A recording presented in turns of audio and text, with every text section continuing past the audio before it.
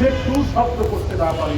এই কারণে বিরোধী দলের নেতা সে দেশনেত্রী বেগম জিয়া থেকে শুরু করে একেবারে গ্রাম অঞ্চলের বাসের ছাড়ের মধ্যে জীবনযাপন করে এইরকম মানুষকেও কারাগারের মধ্যে দিনের পর দিন কাটাতে হয়েছে।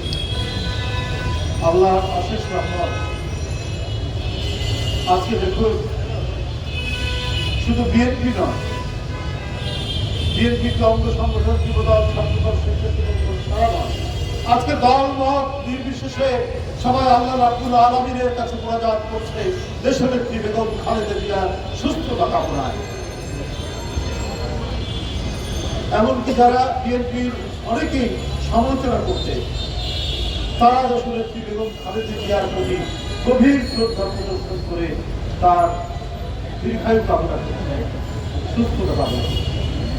এই যে আজকে তিনি এভার কেয়ারে গুরুতর অসুস্থ অবস্থায়, জীবনে এক সংকটাপন্ন অবস্থায় তিনি অবস্থান করছেন, এর জন্য তো দায়ী সেই গত তার মতো একজন মহিলা যার কিছুই প্রমাণ করতে পারেনি, তাকে কারাগারের মধ্যে, সে কারাগার নতুন কোনো কারাগার বা বিল্ডিং ভবন সেখানে ছিল না, 200 বছরের প্রাচীন কারাগার, সিমেন্ট খুলে পড়ে, ছাদ থেকে বালি খসে পড়ে, তার কেবল চোখে অপারেশন হয়েছে, ওই চোখের মধ্যে ওই বালিগুলা পড়ে, নিপীড়ন নির্যাতনের কত মাত্রা, কত ভয়াবহ ডাইমেনশন আমরা সেদিন দেখেছি, যেটা বেগম জিয়ার উপর ঘটানো হয়েছিল সেই ফ্যাসিবাদী সরকার, হাসিনা সরকারের কাছে। নিজের চোখের সামনে নিজের সন্তানের লাশ তাকে করে দিতে, তার মাথা তার করে দিতে, আরেক বড় সন্তান তাকে এই তাদেরই আন্দোলনের মতো নির্যাতন করে আজকে দীর্ঘদিন তিনি দেশের বাইরে অবস্থান।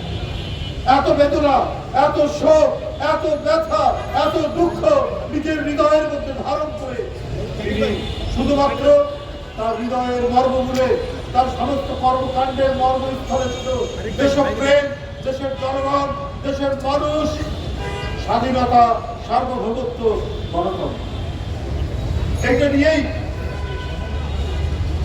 তিনি বেঁচেছিলেন।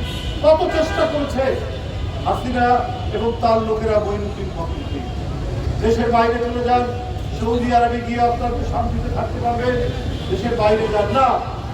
সত্যিকারের যদি জনগণের এবং দেশপ্রেমিক মানুষ হয়, সে তো নিজের লোককে ছেড়ে যেতে পারে না, জনগণকে ছেড়ে যেতে পারে না।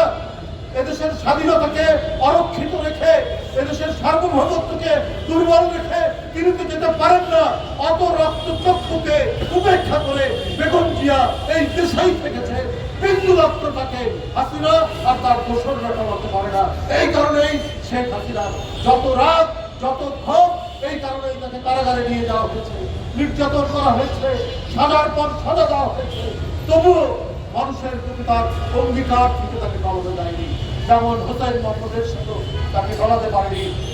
লোক প্রলোভন কত কিছু দেখানোর পরেও তিনি বলেছেন এই লোকটা স্বৈরাচার, এই গণতন্ত্র হত্যাকারী, এর অধীনে কোনো নির্বাচনে যাব না। তিনি জাননি, কিন্তু গেছেন তারা। আমি নতুন করে আপনাদের নাম বলতে চাই না।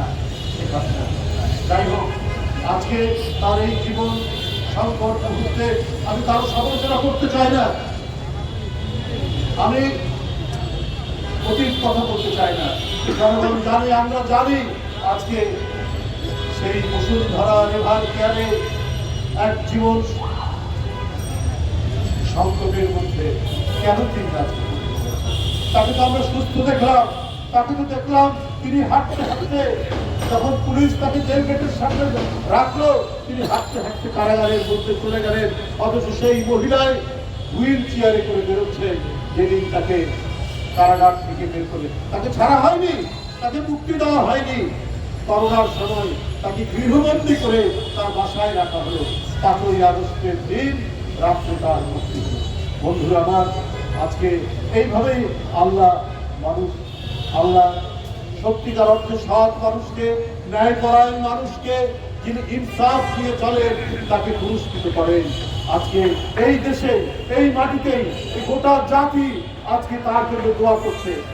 গোটা জাতি আজকে বেদনা হতো গোটা জাতি আজকে বর্মা হতো, তার আসল সুস্থতা কামনায় যাতে তাড়াতাড়ি তিনি সুস্থ হয়ে ওঠেন। আমরা সবাই এখানে যারা উপস্থিত আছি এবং এখানে আমাদের মিডিয়ার ভাইরা, তাদের মাধ্যমেও জনগণ সবাই সবার কাছে আমরা কামনা করছি তারা যেন তাই মনোবাক্যে আল্লাহর কাছে প্রার্থনা করেন যেন তিনি সুস্থ হয়ে ওঠে। কারণ জনগণের কণ্ঠস্বর, মানুষের কণ্ঠস্বর আল্লাহর দরবারে দ্রুত পৌঁছায়। জানের বদলে আরেকটি জানের সুস্থ হয়ে ওঠা, এই মানে ইসলামের এই নীতি নিয়ে জাতীয়তাবাদী যুবদল আজকে 30টি ছাগল কোরবানি দিয়েছেন।